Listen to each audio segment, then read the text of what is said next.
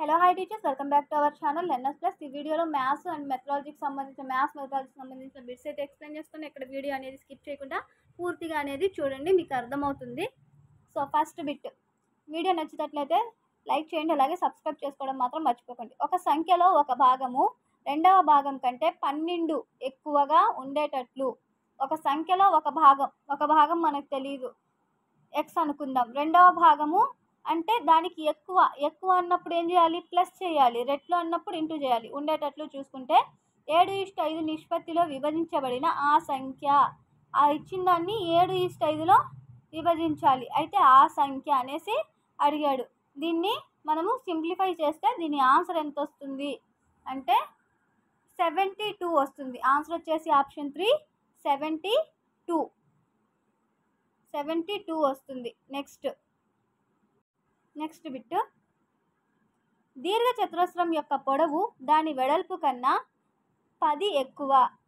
దీర్ఘ చతురస్రం యొక్క పొడవు దాని వెడల్పు కన్నా 10 ఎక్కువ మరియు దాని చుట్టుకొలత 140 సెంటీమీటర్లు అయినా దాని వైశాల్యం, దీర్ఘ చతురస్రం యొక్క పొడవు ఎల్ అనుకుంటే వెడల్పు అనేది దానికన్నా 10 ఎక్కువ. పొడవు దాని వెడల్పు కన్నా అంటే వెడల్పు ఎల్ ఇంటూ బి, పొడవు దాని వెడల్పు కన్నా అంటే L+10 చేసుకొని ఎంత పొడవుని మనము ఎక్స్గా తీసుకుందాము. మనకు పొడవు వచ్చేసి వెడల్పు ఎక్స్ అనుకుంటే పొడవు వచ్చేసి X+10 తీసుకొని దాని యొక్క వైశాల్యం కనుగొనమన్నాడు. చుట్టుకొలత ఆల్రెడీ ఇచ్చాడు. దీన్ని సింప్లిఫై చేస్తే మనకు ఆన్సర్ వచ్చేసి 1200 వస్తుంది. ఆన్సర్ వచ్చేసి ఆన్సర్ వచ్చేసి ఆప్షన్ 1. నెక్స్ట్, రెండు సంఖ్యల లబ్ధం ఇచ్చాడు మరియు వాటి గసాబా 72 అయినా వాని యొక్క కసాగు, రెండు సంఖ్యలు ఇచ్చి దాని యొక్క గసాబా ఇచ్చేశాడు, అయినా దాని యొక్క కసాగు అడుగుతున్నాడు. సో దీన్ని సింప్లిఫై చేస్తే మనకు ఆన్సర్ ఎంత వస్తుంది అంటే 2160. ఆన్సర్ వచ్చేసి ఆప్షన్ 2 2160. నెక్స్ట్, ఎలాంటి క్వశ్చన్స్ ఇస్తాడు, ఎలా కన్ఫ్యూజ్ చేస్తాడు అనేది ఒకసారి చెక్ చేసుకోండి పేపర్లో. నెక్స్ట్, పక్క పటంలో OA = AB అయినా angle A = x degrees, angle C = 2x degrees మరియు CD = OD అయినా x విలువ ఎంత? x వాల్యూ అనేది కనుక్కోమన్నాడు. OA AB రెండు equal. So x value A value ఇచ్చాడు, C వాల్యూ ఇచ్చాడు.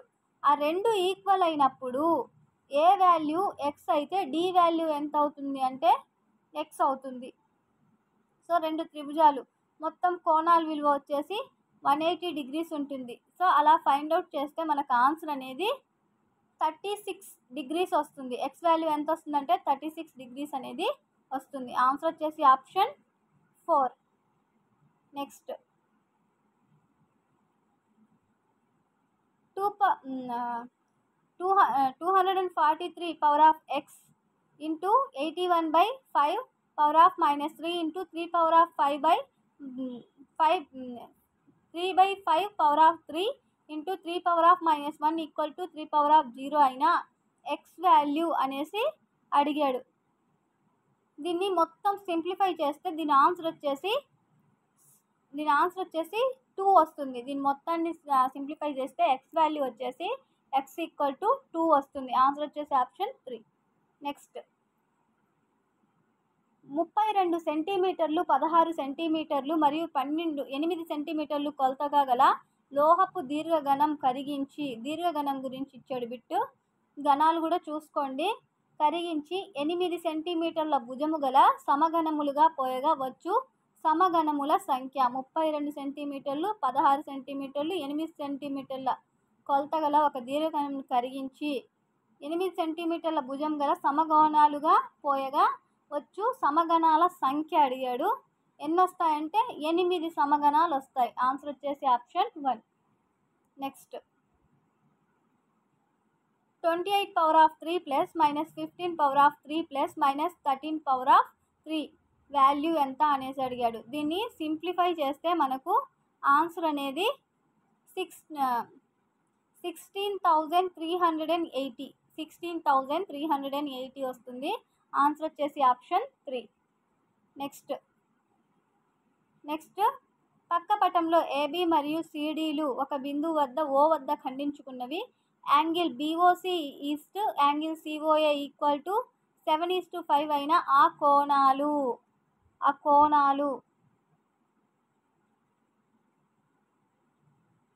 Angle BOC is to angle COA అయినా దాని యొక్క కోణాలు అడిగాడు. దాని కోణాలు వచ్చేసి యాంగిల్ బిఓసి వచ్చేసి 105 degrees ఉంటుంది. యాంగిల్ సిఓఏ వచ్చేసి 75 degrees ఉంటుంది. ఆన్సర్ వచ్చేసి ఆప్షన్ 2. నెక్స్ట్ ఒక సమాంతర చతుర్భుజం యొక్క ఆసన్న కోణములో ఒకటి రెండవ దానికి రెట్టింపు కన్నా 30 తక్కువ. 30 తక్కువ అన్నప్పుడు ఏం చేయాలి? రెట్టింపు కన్నా 30 తక్కువ అంటే రెట్టింపు చేసి దాంట్లో నుంచి 30ని తీసేయాలి. తీసేస్తే అందులో పెద్ద కోణం వాల్యూ కనుక్కోమన్నాడు. ఒక చతుర్భుజం యొక్క ఆసన్న కోణాలు, చతుర్భుజం యొక్క కోణాల మొత్తం ఎంత అనేది తెలుసుకొని దాన్ని సింప్లిఫై చేస్తే మనకు ఆన్సర్ అనేది 110 degrees వస్తుంది. ఆన్సర్ ఎంత వస్తుందంటే 110 degrees. ఆన్సర్ వచ్చేసి ఆప్షన్ 4. నెక్స్ట్ బిట్ పక్క పటం ఏబిసిడి దీర్ఘ చతురస్రంగా AB equal to x+3 cm, BC equal to x-3 cm మరియు దాని చుట్టుకొలత 44 cm అయినా షేడ్ చేయబడిన దీర్ఘ చతురస్రం యొక్క చుట్టుకొలత ఫార్ములా ఏంటి అంటే L/B, పొడవు ఇంటూ వెడల్పు. వైశాల్యం ఎంత అంటే వైశాల్యం ఫార్ములా వచ్చేసి చుట్టుకొలత వచ్చేసి 2L+B, వైశాల్యం వచ్చేసి L/B. ఆ ఫార్ములాని యూజ్ చేసి మనము ఆన్సర్ సింప్లిఫై చేస్తే దీని ఆన్సర్ వచ్చేసి మనకు 56 వస్తుంది. 56 cm² వస్తుంది. ఆన్సర్ వచ్చేసి ఆప్షన్ 3. నెక్స్ట్ ఒక పటం యొక్క స్కేలు 1:50,000 అని ఇవ్వబడింది. ఒక పటం యొక్క స్కేలు 1:50,000 అని ఇవ్వబడింది. ఈ బిట్ చాలాసార్లు అడిగాడు. పటంలో రెండు పట్టణాల మధ్య దూరం 6 సెంటీమీటర్లు ఉన్నచో వాటి మధ్య గల నిజ దూరం ఎంత అనేసి అడిగాడు. వాటి మధ్య నిజ దూరం వచ్చేసి 3 కిలోమీటర్లు ఉంటుంది. ఆన్సర్ వచ్చేసి ఆప్షన్ 3. నెక్స్ట్ 1/3, 3/10, 1/2, 2/5 అకర్ణీయ సంఖ్యలను ఆరోహణ క్రమంగా అమర్చగా వీటిని ఆరోహణ క్రమం అంటే చిన్నదాని నుంచి పెద్దదానికి, అలా చిన్నదాని నుంచి పెద్దదానికి రాస్తే మనకు ఆన్సర్ వచ్చేసి 3/10, 1/3, 2/5, 1/2 అనేది వస్తుంది. ఆన్సర్ వచ్చేసి ఆప్షన్ 4. నెక్స్ట్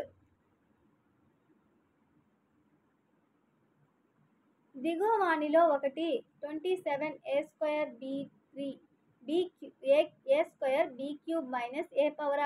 - దీనికి కారణాంకమగును. దానికి యొక్క కారణాంకాన్ని రాయమన్నాడు. దేనికి కారణాంకం అవుతుంది అంటే 9b² + 3ab+a²కి కారణాంకం అవుతుంది. ఆన్సర్ వచ్చేసి ఆప్షన్ 4. నెక్స్ట్ సమబాహు త్రిభుజం చుట్టుకొలత 12√3 సెంటీమీటర్స్ అయినా దాని వైశాల్యం సెంటీమీటర్స్లో అనేసి అడిగాడు. సమబాహు త్రిభుజం చుట్టుకొలత కరెక్ట్ ఆన్సర్ వచ్చేసి 12√3. చుట్టుకొలత 12√3 అంటే వైశాల్యం కూడా సెంటీమీటర్ స్క్వేర్స్లో అడిగాడు కాబట్టి 12√3 cm².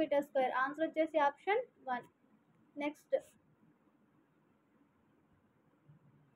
ఒక మనిషి తన స్కూటర్పై 30 km/గంట వేగంతో ప్రయాణించిన అతను తన గమ్యస్థానంను 6 నిమిషాలు ఆలస్యంగా చేరుతాడు. కానీ 40 km/గంట వేగంతో ప్రయాణించిన 5 నిమిషాలు ముందుగా చేరును. అయితే అతను ప్రయాణించిన దూరం ఎంత అనేసి అడిగాడు. అతను ప్రయాణించిన దూరం, దీన్ని సింప్లిఫై చేసి మీ ఆన్సర్ అనేది కమెంట్ చేయండి. దీనికి కరెక్ట్ ఆన్సర్ వచ్చేసి 22 kilometers. అతను ప్రయాణించిన దూరం 22 kilometers.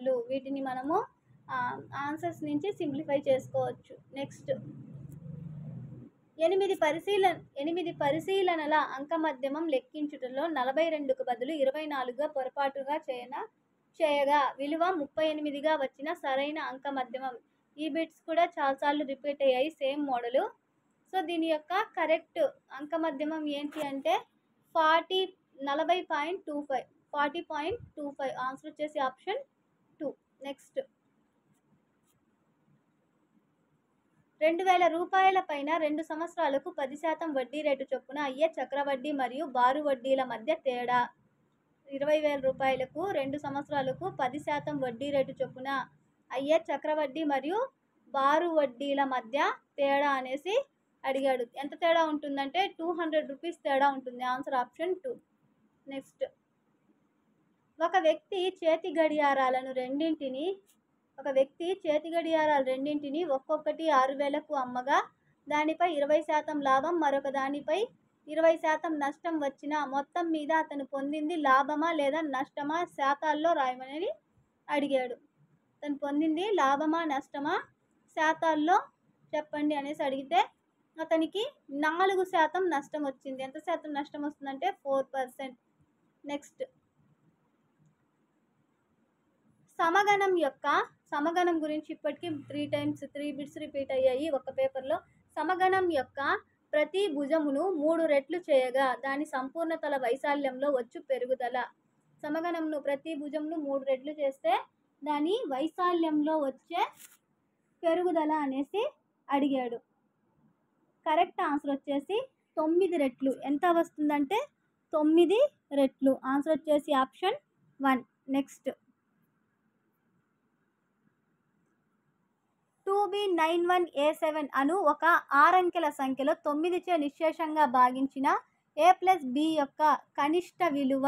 దాన్ని భాగహారం చేసి దాంట్లో a మరియు bల వాల్యూ అనేది కనుక్కొని a+bని చేస్తే దాని ఆన్సర్ వచ్చేసి మనకు 8 వస్తుంది. a+b వాల్యూ ఎంత అంటే 8 వస్తుంది. ఆన్సర్ వచ్చేసి ఆప్షన్ 4. నెక్స్ట్ ఇవి వచ్చేసి మనకు మెథడాలజీకి సంబంధించిన bits. a greater than b మరియు b గ్రేటర్ దెన్ c అయినా a గ్రేటర్ దెన్ c అగును అని నిర్ధారించడం ఈ రకమైన హేతువాదము. అలా నిర్ధారించడం ఈ రకమైన హేతువాదము ఏదంటే తార్కిక హేతువాదం. ఆన్సర్ వచ్చేసి ఆప్షన్ 1. నెక్స్ట్ సమాజంలో ఏ వ్యక్తికైనా ఏ వృత్తికైనా గణిత జ్ఞానము అవసరము అనున్నది ఈ విద్యా విలువకు చెందింది. సమాజంలో ఏ వ్యక్తికైనా ఏ వృత్తికైనా గణిత జ్ఞానం అవసరము అనున్నది ఈ విద్యా విలువకు చెందింది. ఇది ఏ విద్యా విలువకు చెందింది అంటే కరెక్ట్ ఆన్సర్ వచ్చేసి ప్రయోజన విలువ. ఆన్సర్ వచ్చేసి ఆప్షన్ 3. ప్రయోజన విలువకు చెందింది. నెక్స్ట్ అభ్యాసకుడు సజాతి భిన్నాల నిర్వచనమును జ్ఞప్తికి తెచ్చుకుంటాడు అనున్నది ఈ లక్ష్యమునకు చెందిన స్పష్టీకరణ. జ్ఞప్తికి తెచ్చుకోవడం అనేది ఏ లక్ష్యానికి చెందిన స్పష్టీకరణ అనేసి అడిగాడు. జ్ఞప్తికి తెచ్చుకోవడం అనేది వచ్చేసి జ్ఞానానికి సంబంధించిన స్పష్టీకరణ, జ్ఞానము. Answer option 4. నెక్స్ట్ సాధారణ అంశం నుంచి ప్రత్యేక అంశమునకు మరియు అమూర్త విషయాల నుంచి మూర్త విషయాలకు చెందిన బోధనోత్పత్తి. సాధారణ వాటి నుంచి అసాధారణం అంటే ప్రత్యేకంగా కనిపించే వాటికి మరియు అమూర్త విషయాలు కనిపించని వాటి నుంచి కనిపించే వాటికి చెందిన బోధనా పద్ధతి. ఆ పద్ధతి ఏది అంటే నిగమన పద్ధతి. ఆన్సర్ వచ్చేసి ఆప్షన్ 3. నెక్స్ట్ క్రింది వాణిలో విశ్లేషణ పద్ధతి నందలి ఒక దోషం డిమెరిట్. ఎనాలిటిక్ మెథడ్లో ఒక డిమెరిట్ ఏంటి అనేసి అడిగాడు. ఎనాలిటిక్ మెథడ్లో ఉన్న డిమెరిట్ వచ్చేసి సుదీర్ఘమైన పద్ధతి. ఇది సుదీర్ఘమైన పద్ధతి. ఇది అక్కడున్న విశ్లేషణ పద్ధతి నందలి ఉన్న దోషం. ఆన్సర్ వచ్చేసి ఆప్షన్ 4. నెక్స్ట్ గణిత పేటిక ఓబీబీ కిట్ నందలి ఈ సామాగ్రిని ఉపయోగించి దీర్ఘచతురస్ర వైశాల్యము చుట్టుకొలతలను సులభంగా బోధించవచ్చు. ఓబీబీ కిట్లో ఏ సామాగ్రిని ఉపయోగించి దీర్ఘచతురస్ర వైశాల్యం మరియు చుట్టుకొలతలను సులభంగా బోధించవచ్చు అనేసి అడిగాడు. దేన్ని అంటే డొమినో కార్డ్స్ని ఉపయోగించి దీర్ఘచతురస్ర వైశాల్యం చుట్టుకొలతలను ఈజీగా టీచ్ చేయొచ్చు. ఆన్సర్ వచ్చేసి ఆప్షన్ 3. నెక్స్ట్ విద్యార్థులు వయస్సుకు తగినట్లు ఏ వ్యాసక్తులను అందించాలో ఖచ్చితంగా అందించాలో ఖచ్చితంగా నిర్ణయించడం అవసరమని కరికులంను నిర్వచించిన వారు. ఆన్సర్ వచ్చేసి ఫెస్టాలజీ. Answer option 1. నెక్స్ట్, హంటర్స్ గణన కార్డును ఉపయోగించి గణిత పాఠ్యపుస్తకమును మదింపు చేయనప్పుడు తక్కువ పాయింట్లు కేటాయించబడిన ప్రమాణము. హంటర్స్ ప్రకారం తక్కువ పాయింట్లు గణితానికి సంబంధించిన పాఠ్యపుస్తకంలో మదింపు చేసేటప్పుడు తక్కువ పాయింట్లు కేటాయించబడిన ప్రమాణం ఏది అనేసి అడిగాడు. ఏదంటే ఆన్సర్ వచ్చేసి ఉపాధ్యాయులు ఉపయోగించబడే విధం. ఆన్సర్ వచ్చేసి ఆప్షన్ 4. నెక్స్ట్, గణితం నందు ఇంటి పని యొక్క విజయం దీనిలో ఇమిడి ఉంటుంది. గణితం నందు ఇంటి పని యొక్క విజయం ఇందులో ఇమిడి ఉంటుంది. క్రమంగా చూడడం, సరిదిద్దడం, పరిపుష్టినివ్వడం. ఆన్సర్ వచ్చేసి ఆప్షన్ 2. నెక్స్ట్, 40,000 + 20,000 + 50,000 + 30 + 6 40,000, 20,000, 500 + 30 + 6ను సంక్షిప్త రూపంలో రాయండి. దీని ద్వారా పరీక్షించగల విద్యా ప్రమాణము. దీని ద్వారా ఎలాంటి విద్యా ప్రమాణాన్ని పరీక్షించవచ్చు అంటే వ్యక్తపరచడం. ఆన్సర్ వచ్చేసి ఆప్షన్ 2. ఇవి మ్యాథ్స్కి సంబంధించిన బిట్స్, అలాగే మ్యాథ్స్ మెథడాలజీకి సంబంధించిన బిట్స్. వీడియో నచ్చినట్లయితే గొంతు చించుకొని అరుస్తుంది చెప్పినందుకైనా ఒక లైక్ అనేది ఇవ్వండి. మీకు వీడియో యూస్ఫుల్ అనిపిస్తే మరిన్ని వీడియోస్ చేయడానికి నాకు ఒక మోటివేషన్లా ఉంటుంది. Thank you for watching.